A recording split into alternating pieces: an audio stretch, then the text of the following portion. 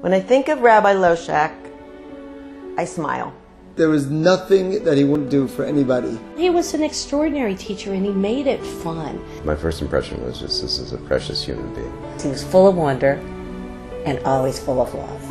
Rabbi Yosef Yehuda Loschak was born in Melbourne, Australia in 1952. He was an only child born to Holocaust survivors who had come to Australia to build a more hopeful life. After studies in Kfar Chabad, Israel, Rabbi Loschak met and married Devorah Wasserman in 1975. 4 years later, they settled in beautiful East Barbara, California, and opened a Chabad house, a home open to all, to educate, inspire, and strengthen Jewish identity. I moved out here and I really didn't know anybody, and I knew that the first place I could call and feel like okay and home and comfortable was Rabbi Loschak. It just was amazing to me to work with somebody who cared about every detail. It didn't matter if it was somebody's kitchen had to be koshered or there was a technicality, he would take the time to explain how to do it right.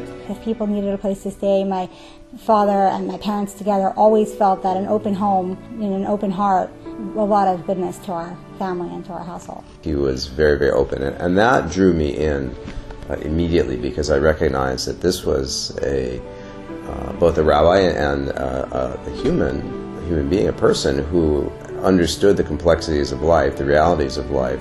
Over more than 3 decades, the Loschaks opened a day school, a mikvah, a day camp, and invited hundreds to their home for Shabbat.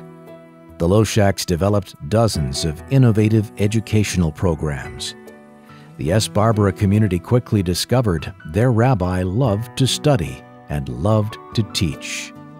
I think Rabbi really set the tone for the school. The Torah is thousands and thousands and thousands of years old, but when he would do the parsha and talk, he made it relevant. He had a way of making it relevant, of telling stories from maybe Ask Moses, someone who asked him a question that was relevant. A lady had come on to Ask Moses, speaking to a different scholar, and she was pregnant, it wasn't her first child, and she was feeling very overwhelmed and wanted to have an abortion and wanted to have the scholar's opinion, Jewish opinion on that. She emailed the lady back saying that he had triplets, and when his wife was pregnant with them, he had a not yet 2-year-old, a not yet 4-year-old, plus others, and they trusted in God, and everything worked out well. A few months later, the lady emailed back saying, "Thank you, thanks to you, we had that child." Rabbi Loschak was a respected scholar and a beloved teacher, and what drew so many to him was his wit, humor, and above all, friendship. On the Shabbos, when he first came back from the hospital, as soon as we said Kiddush, he immediately called me over and talked to me to find out how everyone was doing and what was happening. I didn't expect to talk to him at all. I expected him to want to be with his family. And yet it was the first thing he thought of and the first thing he made a point to do. I'm really going to miss him. I'm going to miss him because he was my rabbi, but I'm going to miss him even more because he was really my friend. Rabbi Loschak was not only my rabbi, but I call him my friend. You can't talk about Rabbi Loschak without talking about his family. I was nervous. Here was a rabbi I'd never met. I said, so how many children do you have? And he said, 12. And I said, 12? I didn't know. He said, yes, 12, thank God. Is that okay? I said, yes, it's fine with me.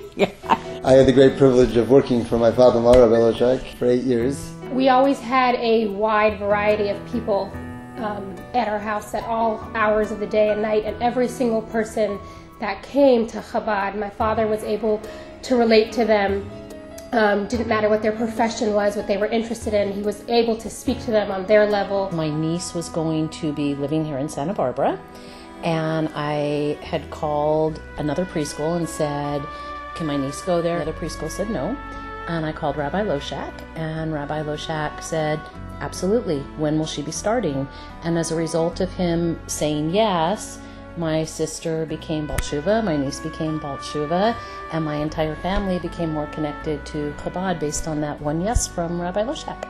It was just extraordinarily inviting in a way which is not just to physically or verbally invite you, but he drew you in because of his warmth.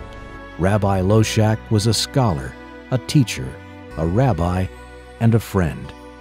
He visited prisoners and mentored younger rabbis. He taught Jewish law and discussed cosmology. Rabbi Loschak directly impacted the lives of thousands. And no matter who it was, when he met you, it didn't take long to get invited to the Loschak's famous Shabbat table. Warm, inviting, and delicious. He was a great baker. He could make a mean challah.